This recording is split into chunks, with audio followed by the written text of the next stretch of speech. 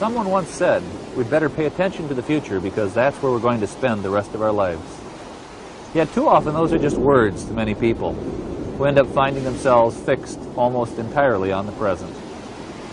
Or they dream about the future, but they do nothing about it. And so their dreams seem at best elusive, and at worst unattainable. But to believe that about the future is a mistake. Hello, my name is Joel Barker. And we've come here to talk about why positive visions of the future are so important, even essential, to nations and organizations, to corporations and communities, to individuals young and old, to each and every one of us who want to make a difference in the world.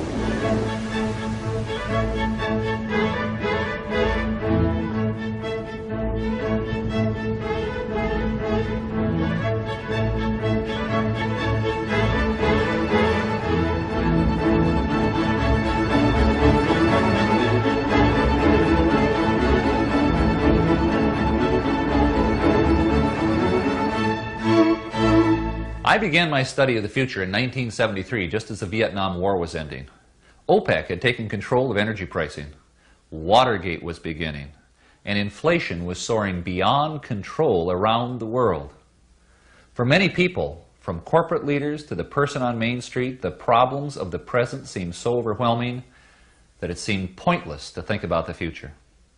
And yet, in the midst of all that turbulence and pessimism, I came upon the works of three scholars who showed me that having exactly the opposite attitude, a positive one, was much wiser. Each of these scholars, in his own way, convinced me that it is essential that we think about, dream about, and ultimately envision our own futures, especially in the really tough times. In fact, I believe that having a positive vision of the future is perhaps the most forceful motivator for change that you and I possess. We are now going to take a journey to see how these ideas fit together, and to see how we can use these ideas to make our own organizations, our own families, our own lives richer and more fulfilling. We begin our journey here because of a Dutch scholar, Fred Polak, who wrote a book entitled The Image of the Future. Polak was intensely interested in the relationship between nations and their image of the future. He asked a kind of chicken and egg question. Is a nation's positive image of its future the consequence of the nation's success, or is the nation's success a consequence of its positive image of its future? To find an answer to that question, he read the literature of many nations, both ancient and modern, to see how positively they wrote about their future and how well they lived up to their expectations. What he found is perfectly symbolized here in Athens at the Parthenon. The Parthenon was first a vision in the mind of the architect. So too did the Greeks envision the future of their culture. How did this all happen? Well, the Greeks began with dreams, but then they changed those dreams into something much more powerful: vision. Vision is the result of dreams in action. What Polak found in his research was that significant vision preceded significant success. In example after example, he saw the same pattern emerge. First, a compelling image of the future was offered by leaders. Then that image was shared with their community, and they agreed to support it. Then together, acting in concert, they made the vision a reality. It was true here in Greece 2,500 years ago. And it was the same for Rome, and for Spain, for Venice, for England, for France. It was the same pattern for the United States of America. And even today, we can see the power of vision sweeping across the world, from Eastern Europe to the Pacific Rim. What is particularly interesting to me in Polak's research is the fact that many of the nations, as they began their climb to greatness, did not have the right resources, or the critical population base, or an obvious strategic advantage. In fact, they succeeded against the odds. What they did have was a profound vision of their own future.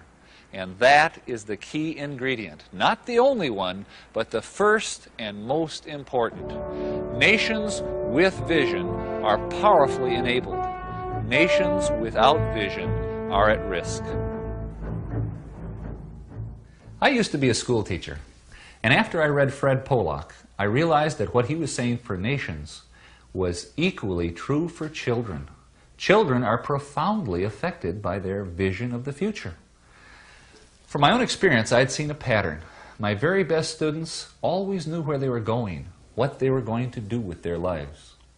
When I read Benjamin Singer's scholarly work, The Future-Focused Role Image, I found that my observations were strongly reinforced by a lot of research. The research summarized by Singer indicated that low-performance students had almost no sense of their future. Their focus was strictly short-term, and they believed the ability to shape their future was in the hands of fate. They were personally powerless. The research also indicated that successful students had a much greater personal sense of control over their future, and they thought in time horizons of 5 to 10 years out. One thing in particular intrigued me about the research. In identifying the successful students, IQ and family background were not the key indicators of success.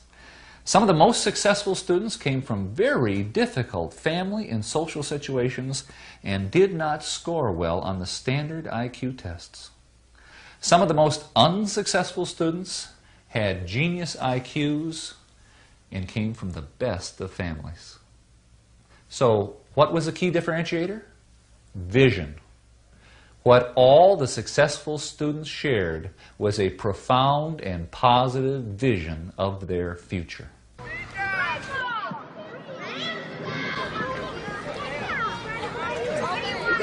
I can think of no better place to bring Singer's observations to life than to visit this elementary school, PS 121, in Harlem, in New York. Here in 1981, Eugene Lang came to give the commencement speech. He had graduated from PS 121 in 1933 and was now a successful, wealthy, self-made man. He had a lot of concern over the problems these children faced, and so he was planning to try to instill some hope in them.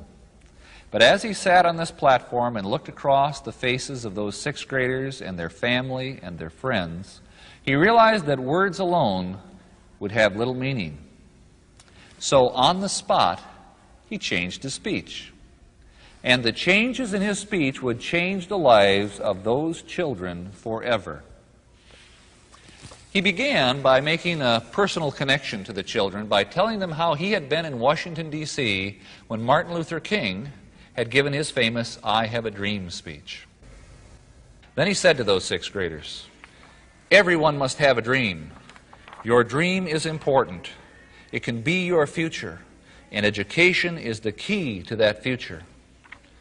He spoke to their journey through junior high and then senior high school and then on to college. But when he said college, he realized that college must seem unattainable to most of these kids. So he said to them, "And don't think for a minute you can't go to college, because you can."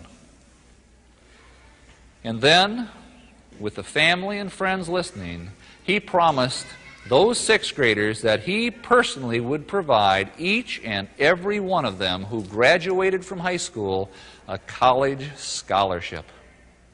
Here were these sixth graders thinking that they could not expect to go to college, and all of a sudden, this promise. Mr. Lang sat down to the cheers of the audience, but he knew that money alone was not going to make this happen. He would have to provide a pathway to the promise. So almost immediately, in addition to giving his money, Mr. Lang created a support structure of the teachers and parents and community to work with these students to make sure that they would realize their marvelous vision.